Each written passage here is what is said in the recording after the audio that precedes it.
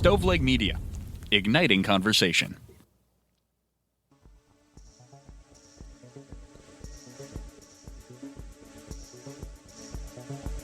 Welcome to True Crime to Go. What can I get for you? Hey, it's me. Not really feeling good. The weather here in Kentucky sucks. Feeling soup. Do you have any alphabet soup? Hey, that reminds me of a crime. There was this one time... Pull up to the second window and we'll see you next crime. I wasn't done yet. Welcome to True Crime to Go. I am John here with Jamie. How you doing, man? I'm good. You and I were talking before we went on the air of how we haven't talked about this yet, and I am just completely blown away. When you sent this, I was like, "Oh, we've done this. We've had to have done this. We haven't done this." I'm tickled to death to talk about it. I mean, this is an awful case. It's not a traditional True Crime to Go because children are murdered, but this is a case that I had heard about, and I really would have bet money that we had done it. At some point, it will probably work its way into a bigger episode, but today we're going to try to get to it in 10 minutes or less. Why don't you get us rolling? I've been on an unsolved mysteries kick, all right? And this is probably one of the most chilling and yet unsolved cases in American history, and that is the case of the Alphabet murders. This case has earned its eerie nickname, Jamie, because of the victims' first and last names. They were different letters, but they shared initials. So, like, you'll see in a minute, the first name and last name share the same starting. My eyes almost crossed when you said that, but it's like Marvel, right? It's like Peter Parker, Reed Richards, that kind of thing. The only person I could think of was Amy Adams. She's one of my favorite actresses. Yeah. But we also have 3 victims. So why don't you talk about the first one? All right. We're going to go to Rochester, New York in November of 1971. And this individual was 10-year-old Carmen Colon. Carmen was a vibrant, cheerful girl who loved spending time with her family. On November 16th of 71, she left her grandmother's house to pick up a prescription from a local pharmacy. Witnesses recall seeing her leave the store, and when she did, she was visibly upset. Shortly after, there was a motorist who reported seeing the young girl running alongside of the highway. They were frantically waving for help, but no one stopped. 2 days later, her partially clothed body was discovered in Churchville, which is about 12 miles from where she was last seen. She had been sexually assaulted. She had been strangled. And the brutality of this crime really shocked the community, as it often does in those times. Despite dozens of interviews, people have seen her leaving the pharmacy, people seeing her on the road. They couldn't really identify a suspect, which made everybody continue to live in fear.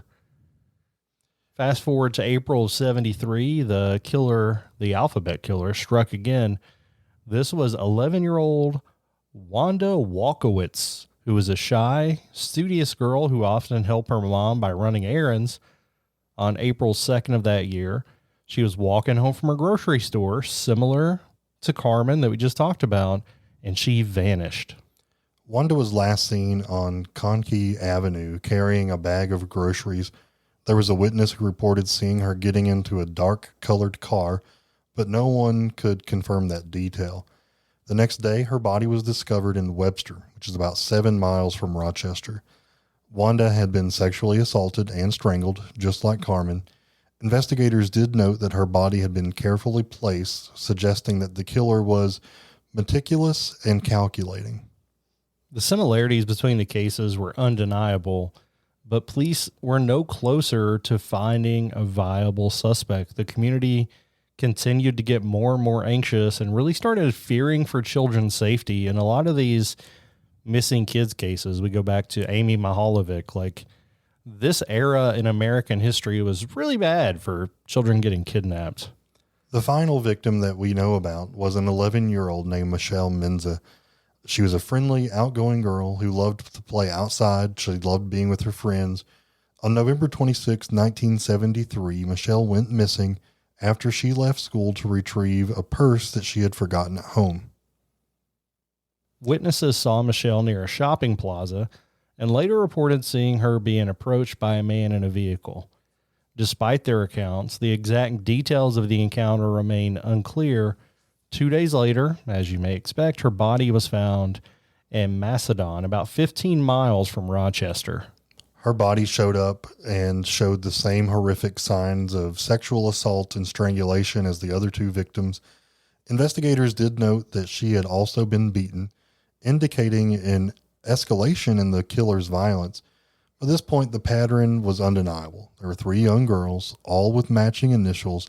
They were all abducted, assaulted, and murdered, and the case gripped the nation, but the killer remained elusive. Which, to me, it seems like these kind of crimes are normally a crime of opportunity. You're looking for a girl off by herself to do this, but how is he pinpointing these individuals who have alliterative initials? How does he even know? And I don't know. It just goes a little deeper into the psyche of this individual. So to me, it just raises so many questions. They immediately launched an investigation that would be one of the most extensive in Rochester's history. They had hundreds of tips, potential suspects were questioned, but the case would eventually go cold, but despite several suspects. Tell us about them, John. Yeah, over the years, there have been several suspects that emerged. One of them was named Kenneth Bianchi, who later became infamous as one of the hillside stranglers in California. And he happened to live in Rochester during this time that the murders took place. He was known to target young women and fit the psychological profile of the alphabet killer, but there have been no physical evidence tying him to any of these crimes. Another suspect was Joseph Nasso, who was a photographer who committed eerily similar murders in California decades later. Like the alphabet murders, his victims had matching initials. Despite the parallels, investigators couldn't get a connection between Joseph Nasso, the area of Rochester, and these particular victims. Some people theorize that the killer was a local man who happened to know the area well and could easily get children into his vehicle.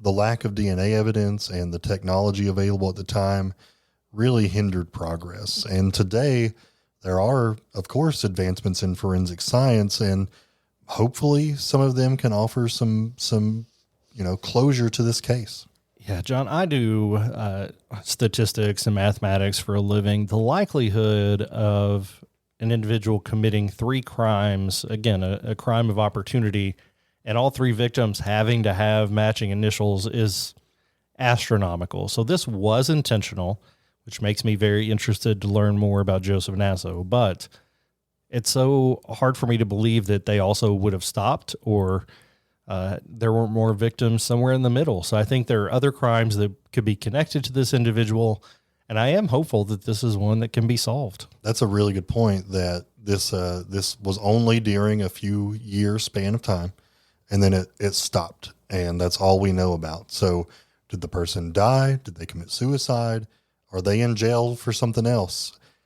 I did read that the FBI believes that the names having the same alliteration or the same initials or whatever was a coincidence.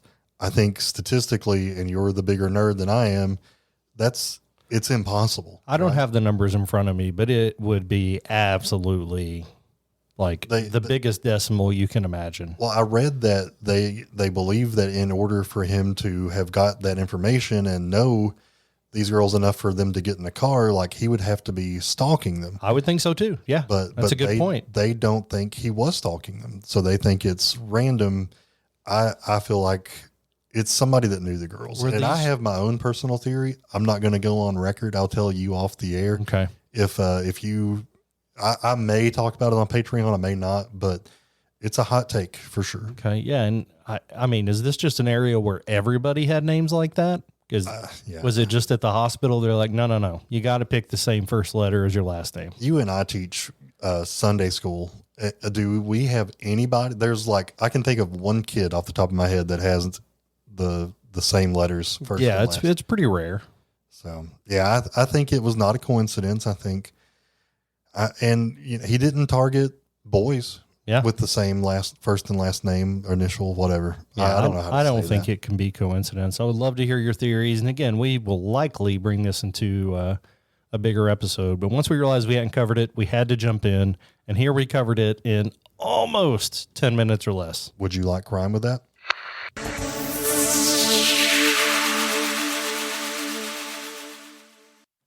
You've listened to True Crimecast, distributed by Stoveleg Media.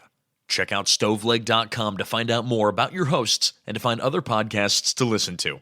Stoveleg Media, igniting conversation. Hey, gang. As true crime fans, we know there's always more to the story. And the start of a new year is a perfect time to start digging deeper into the mysteries that fascinate you with newspapers.com, the largest online newspaper archive. Imagine uncovering the original articles that reported on infamous crimes or tracking down small town stories that haven't been told in decades. A subscription to newspapers.com unlocks over 1 billion, with a B, newspaper pages from across the US, UK, Canada, Australia, and beyond, dating all the way back to 1690 or as recent as a month ago. You'll have access to stories that you will not find anywhere else. From front page headlines to forgotten cases that could inspire your next deep dive. Go down a rabbit hole of first-hand accounts, breaking news, and shocking details that didn't make the history books, all on newspapers.com. For listeners of this podcast, newspapers.com is offering a special discount of 20%. Just use the code TRUECRIMECAST at checkout. The clues to history's mysteries are waiting for you on newspapers.com using code TRUECRIMECAST.